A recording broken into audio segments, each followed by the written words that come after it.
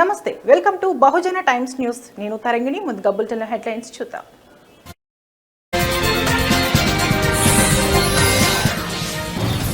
ఉగ్రదాడులతో భారత్లో అశాంతి సృష్టిస్తే మౌనంగా ఉండబోమని ప్రధాని.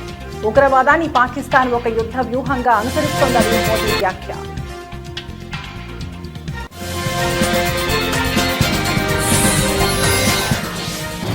వైసీపీ మాజీ ఎమ్మెల్యే ఆర్కేపై సిఐడి కేసు నమోదు. మంగళగిరిలోని టీడీపీ ప్రధాన కార్యాలయంపై దాడి కేసు.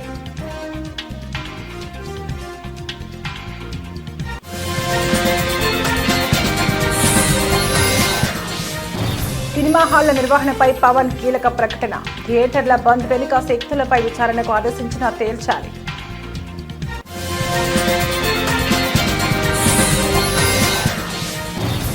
విజయనగరం పేలుళ్ల కుట్ర కేసు 5వ రోజు పోలీస్ కస్టడీలో సిరాజ్ సమీర్.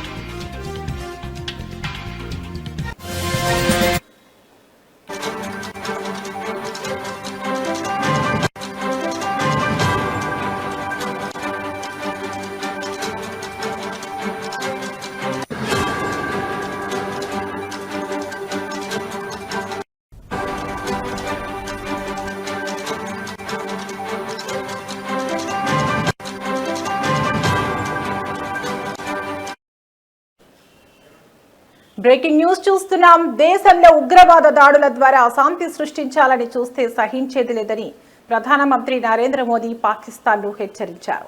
దేశ తొలి హోంమంత్రి సర్దార్ వల్లభాయ్ పటేల్ సూచనలను నాటి పాలకులు పెడచెవిన పెట్టడం వల్లే గత 76 ఏళ్లుగా దేశం ఉగ్రవాద సమస్యను ఎదుర్కొంటోందని ఆవేదన వ్యక్తం చేశారు.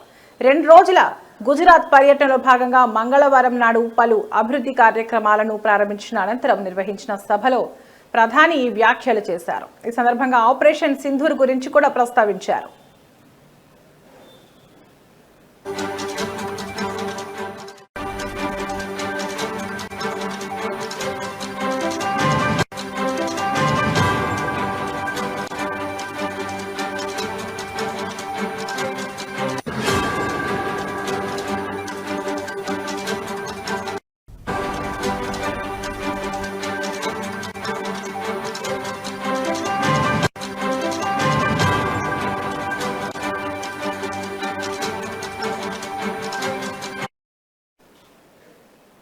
ఉగ్రవాదాన్ని పాకిస్తాన్ ఒక యుద్ధ తంత్రంగా మార్చుకుంది. దీనిని భారత్ సమర్థవంతంగా ఎదుర్కొంటోంది.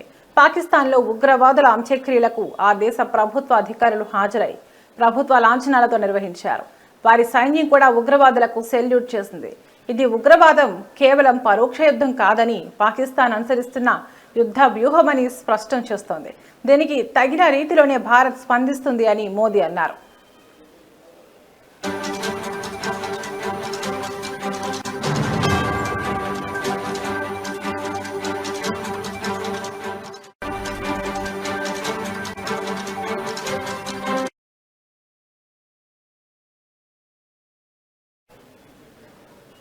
తాము శాంతినే కోరుకుంటామని, ఇతరులు కూడా శాంతియుతంగా ఉండాలని ఆకాంక్షిస్తామని, అయితే పరోక్ష యుద్ధంతో తమ సహనాన్ని పరీక్షిస్తే మాత్రం ఉపేక్షించేది లేదని తేల్చి చెప్పారు.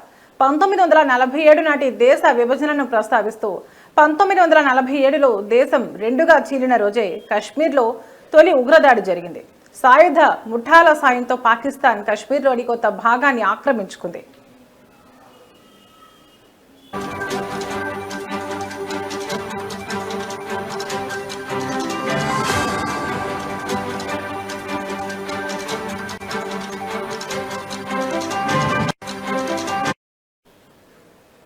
ఆనాడు ఉగ్రవాదులను ఏరివేసి ఆక్రమిత కశ్మీర్ను తిరిగి స్వాధీనం చేసుకోవాలని సర్దార్ వల్లభాయ్ పటేల్ ఇచ్చిన సలహాను పాటించి ఉంటే దేశంలో ఈ ఉగ్రదాడుల పరపర కొనసాగేది కాదు. కానీ అప్పటి ప్రభుత్వ పెద్దలు ఆ సూచనను పట్టించుకోలేదు అని ప్రధాని విమర్శించారు.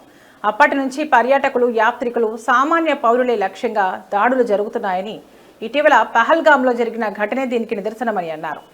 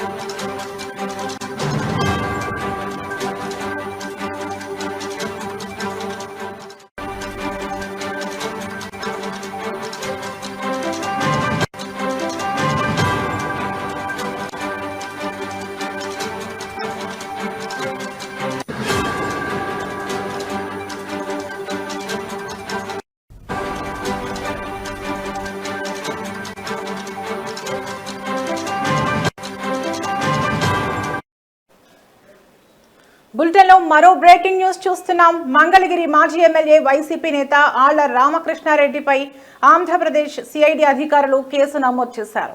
2021లో తెలుగుదేశం పార్టీ ప్రధాన కార్యాలయంపై జరిగిన దాడి ఘటనకు సంబంధించి ఈ కేసు నమోదైంది. ఈ దాడి కేసులో ఆయన్ను 127వ నిందితుడిగా సిఐడి పోలీసులు చేర్చారు.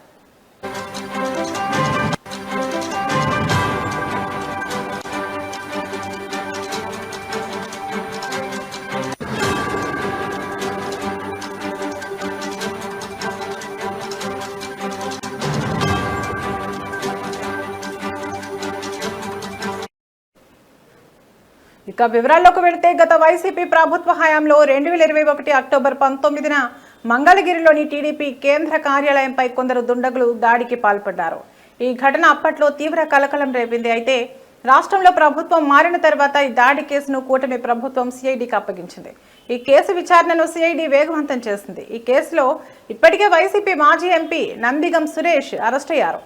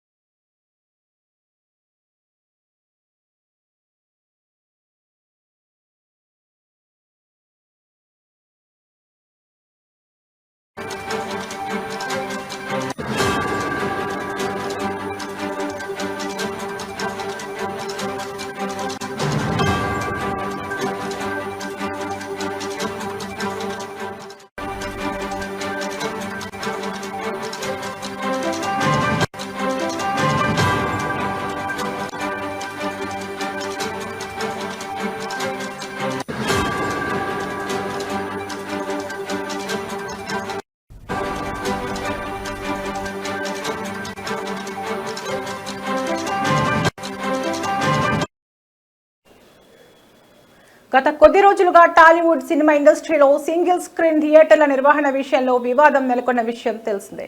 కాగా వారి వివాదంలో భాగంగా జూన్ 1 నుంచి థియేటర్లను క్లోజ్ చేయాలి ఎగ్జిబిటర్లలోని ఓ వర్గం నిర్ణయించింది. కాగా ఈ వ్యవహారంపై ఏపీ సినిమాటోగ్రఫీ మంత్రి కందుల దుర్గేష్ స్పందిస్తూ సీరియస్ అయ్యారు. దీంతో ఈ వ్యవహారం కాస్త పెను దుమారంగా మారడంతో నిర్మాత అల్లు అరవింద్, ఎఫ్టీసీ చైర్మన్ దిల్ రాజులు స్పందించారు. కేవలం పవన్ కళ్యాణ్ హరిహర వీరమల్లు సినిమా సమయంలోనే థియేటర్ల బంద్కు పిలుపునివ్వడంపై మంత్రి అనుమానం వ్యక్తం చేశారు. అలాగే ఇందులో ఏదో కుట్ర కోణం ఉందని, ఈ వివాదం వెనుక ఉన్న వారెవరో తేల్చాలని హోంశాఖకు మంత్రి ఆదేశాలు జారీ చేసిన విషయం తెలిసిందే.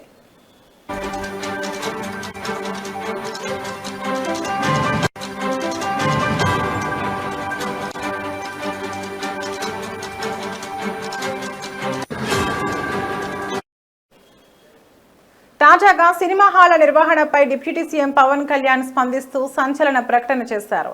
సినిమా హాల్స్ బంద్ నిర్ణయం వెనుక ఉన్న శక్తులేమిటో తేల్చాలని ఆదేశించారు. అలాగే ఈ కుట్ర వెనుక జనసేన నాయకులు ఉన్న చర్యలకు వెనకడుగు వేయవద్దని పవన్ కళ్యాణ్ తెలిపారు.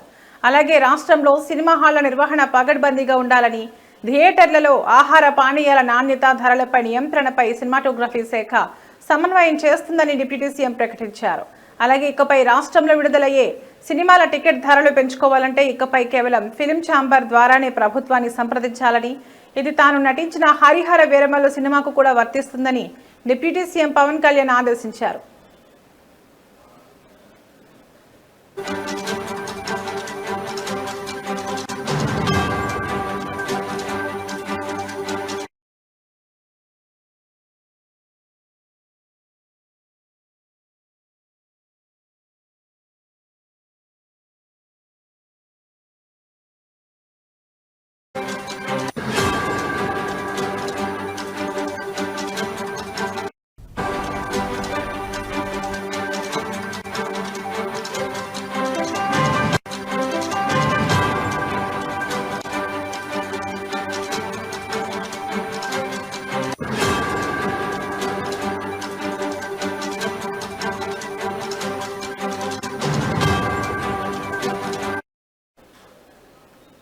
ఓబులాపురం అక్రమ మైనింగ్ కేసులో దోషిగా తేలిన గాలి జనార్దన్ రెడ్డిని హైదరాబాద్లోని చంచల్గూడ జైలు నుంచి బెంగళూరు నగరానికి తరలించారు. బెంగళూరులో ఆయనపై పలు కేసులు విచారణలో ఉన్న నేపథ్యంలో అక్కడి పోలీసులు పీటీ వారెంట్ ఆధారంగా ఆయన్ను అదుపులోకి తీసుకుని బెంగళూరుకు తీసుకువెళ్లారు.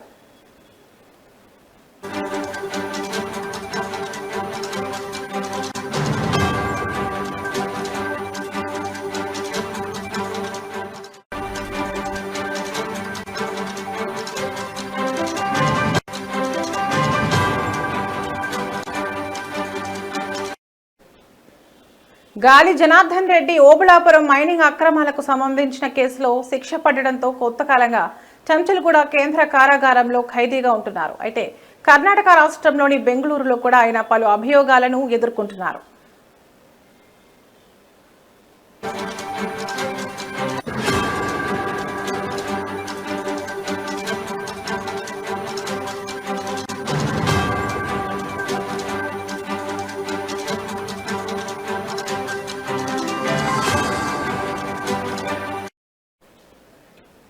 ఈ క్రమంలోనే అక్కడి కోర్టు జారీ చేసిన పీటీ వారెంట్తో బెంగళూరు పోలీసులు చెంచల్గూడ జైలు అధికారులను సంప్రదించారు. అవసరమైన ప్రక్రియలు పూర్తి చేసిన అనంతరం గాలి జనార్దన్ రెడ్డిని తమ వెంట బెంగళూరుకు తీసుకెళ్లారు.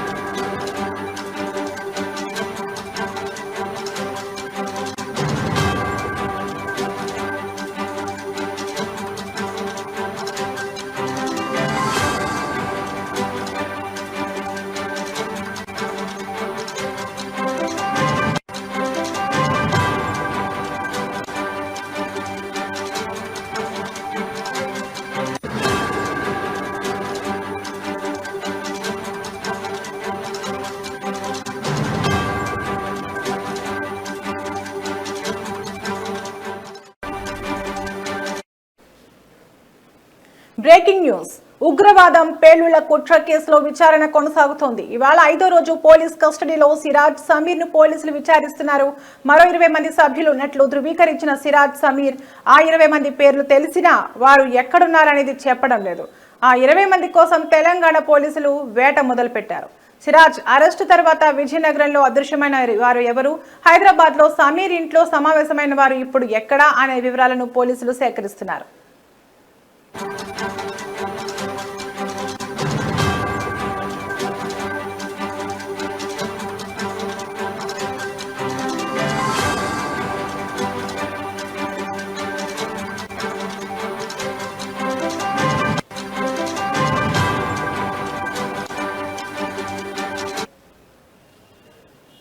బాంబు పేలుళ్లకు కుట్ర పన్నిన సూత్రధారి సిరాజేనని దేశవ్యాప్తంగా 7 రాష్ట్రాల్లో బాంబు పేలుళ్లకు వ్యూహరచన చేశాడని నేషనల్ ఇన్వెస్టిగేషన్ ఏజెన్సీ ఎన్ఐఏ విచారణలో తేలినట్టు సమాచారం. ఉగ్రవాద భావజాలం, పేలుడు పదార్థాలు కలిగిన హైదరాబాద్ కు చెందిన సమీర్, విజయనగరం జిల్లా ఆబాద్ వీధికి చెందిన సిరాజ్ ఉర్ రెహమాన్ ను ఈ నెల 16న కౌంటర్ ఇంటెలిజెన్స్ అధికారులు అరెస్ట్ చేసిన విషయం తెలిసిందే. కోర్టు ఆదేశాల మేరకు వీరిద్దరిని వారం రోజులు పోలీసులు కస్టడీకి తీసుకున్నారు. విజయనగరం పోలీస్ ట్రైనింగ్ కళాశాలలో ఎన్ఐఏ స్థానిక పోలీస్ అధికారులు విచారణ జరుపుతున్నారు.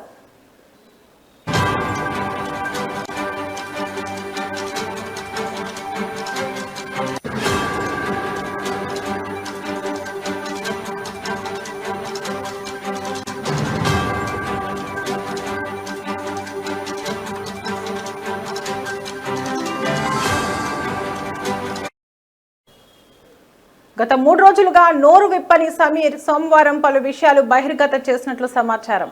పేలుళ్లకు పథక రచన చేసింది సిరాజేనని చెప్పినట్లు తెలిసింది. అహీం గ్రూప్ కు అడ్మిన్ కూడా సిరాజ్ అని, అతనితో పాటు మరో 20 మంది క్రియాశీలక సభ్యులు ఉన్నారని చెప్పినట్లు సమాచారం. సౌదీలో పూర్తి స్థాయిలో శిక్షణ పొందిన సిరాజ్ హైదరాబాద్ లో ఉంటూ తరచూ సౌదీతో పాటు ఓమెన్ దేశాలకు వెళ్లినట్టు ఎన్ఐఏ గుర్తించింది. వరంగల్ కు చెందిన ఫర్హాన్, ఢిల్లీకి చెందిన బాదర్, సౌదీకి చెందిన ఇమ్రాన్ తో మిలాఖత్ అటు పాకిస్తాన్ కు చెందిన ఓ ముస్లిం సంస్థతో టైఅప్ అయినట్లు సమాచారం. అహీం గ్రూప్ ద్వారా ఆ సంస్థతో సిరాజ్ సంప్రదింపులు జరిపినట్లు తెలిసిందే.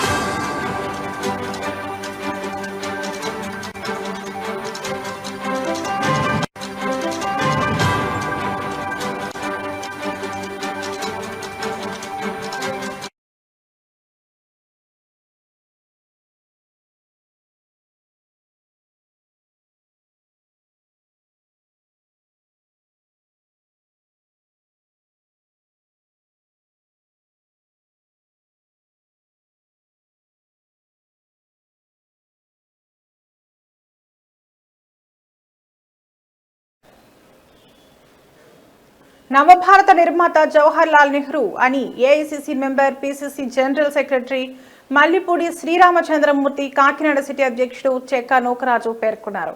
కాకినాడ జిల్లాలో కాంగ్రెస్ కార్యాలయంలో మాజీ ప్రధాని నెహ్రూ 62వ వర్ధంతిని నిర్వహించారు. ఈ సందర్భంగా వారు మాట్లాడారు. 17 సంవత్సరాలు దేశ ప్రధానిగా ప్రజాస్వామ్య, లౌకిక, సామ్యవాద పరిరక్షణ కోసం నెహ్రూ కృషి చేశారన్నారు. నవభారత నిర్మాతగా, పంచశీల ప్రబోధకుడిగా, అలినోద్యమ పితామహుడిగా, పంచవర్ష ప్రణాళికల ప్రాణదాతగా చరిత్ర సృష్టించాడన్నారు.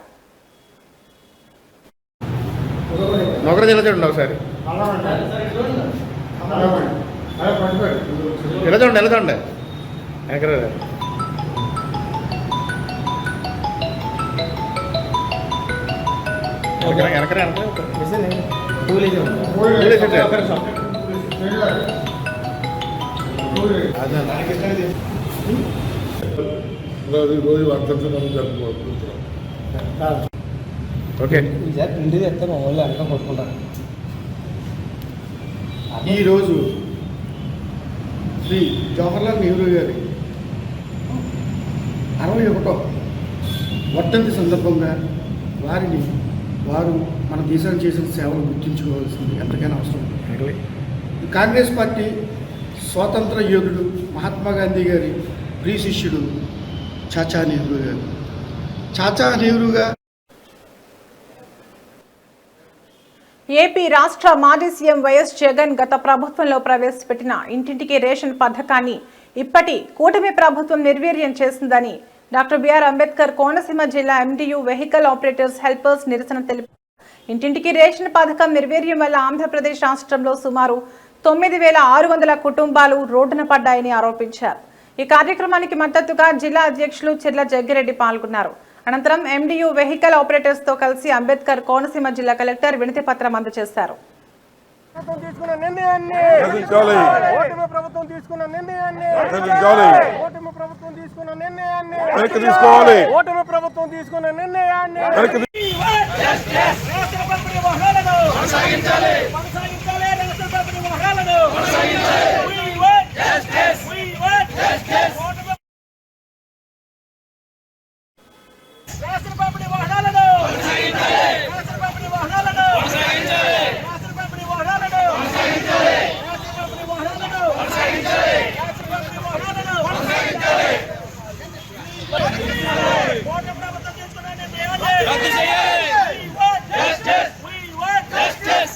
చేసేవాడు కూడా ఆఖరి కోరిక అడుగుతారు సార్. ఈ ప్రభుత్వంలో ఉరిశిక్ష చేసేవాడికి ఆఖరి కోరిక అడుగుతారు. అలాగే ఎండియూ డీలర్స్కి తగినంత సమయం ఇవ్వకుండా, కార్ సర్వీసెస్ బాగున్నాయని చేయకుండా శాంతియుతంగా వారి యొక్క విషయాన్ని మీ దృష్టిలో మీరు వింటారు కనుక మీకు ఇచ్చి వెళ్ళే విధంగా మొత్తం డీలర్స్ అందరూ వచ్చారు సార్. నాగర్ కర్నూలు జిల్లా కేంద్రంలో ఓ ప్రైవేట్ హాల్లో భారత్ ముక్తి మోర్చా అంబేద్కర్ జాతర కమిటీ ఆధ్వర్యంలో మాతా రమాబాయి 90వ వర్ధంతిని నిర్వహించారు. ఈ కార్యక్రమంలో ముఖ్య అతిథిగా ఎంపీ పార్లమెంట్ ఇన్ఛార్జ్ గడ్డం విజయ్ హాజరయ్యారు. ఈ సందర్భంగా అణగారిన వర్గాల కోసం డాక్టర్ బిఆర్ అంబేద్కర్ చేసిన పోరాటంలో ఆయనకు అండగా నిలిచి తన జీవితాన్ని వెచ్చించి సమాజ సేవలో తనను తాను నిమగ్నం కావడంలో రమాబాయి తన భర్త సామాజిక సంస్కరణల లక్ష్యాలను నెరవేర్చడానికి అంకిత భావంతో మద్దతు ఇచ్చారని కొనియాడారు. తన జీవితం త్యాగం చేస్తూ తన భర్తకు సహాయం చేయడానికి, తనను తాను త్యాగం చేయడానికి సిద్ధపడ్డారన్నారు. ఏజ్లోనే ఆయనకు వివాహం కావడం జరిగింది. నాటి నుండి ఆమె చనిపోయేంత వరకు, రమాబాయి గారు చనిపోయేంత వరకు అంబేద్కర్ గారికి సహచరిగా ఉండుకుంటూ ఆమె చేసినటువంటి త్యాగము, ఆ రోజు అంబేద్కర్ గారికి ఎక్కడ పై చదువులకు పోయినా, ఏటికి పోయినా, ఎక్కడ పోయినా ఆమె నిరంతరం ఆయన యొక్క ఆశయ సాధన కోసం ఉన్నటువంటి గొప్ప త్యాగమూర్తి ఆమె రమాబాయి గారు. ఆమెకు యొక్క పుట్టినటువంటి రమాబాయి అంబేద్కర్లకు పుట్టినటువంటి బిడ్డలకు కూడా కనీసం తినడానికి తిండి లేక, పౌష్టిక ఆహారం లేక, రోగం వస్తే చూపించుకోవడానికి డబ్బులు లేక తన యొక్క కుటుంబాన్ని అంబేద్కర్ గారి యొక్క చదువుల కోసం ఖర్చు పెట్టి ఆయన మొత్తం తన కుటుంబాన్ని మొత్తం త్యాగం చేసుకొని తన పిల్లల్ని మొత్తం కూడా వైద్యం లేకుండా చంపుకున్నటువంటి పరిస్థితి. అంటే తన బిడ్డలను త్యాగం చేస్తే ఈరోజు మనం ఎస్సీ, ఎస్టీ, బీసీ మైనార్టీలు అంబేద్కర్ గారి యొక్క పెద్ద చదువు చదివి ఈ దేశానికి రాజ్యాంగాన్ని రచించి ఈ దేశానికి హక్కు. ఇవి ఇప్పటివరకున్న బులెటిన్ అప్డేట్స్. మరో బులెటిన్లో మళ్ళీ కలుద్దాం. నమస్తే.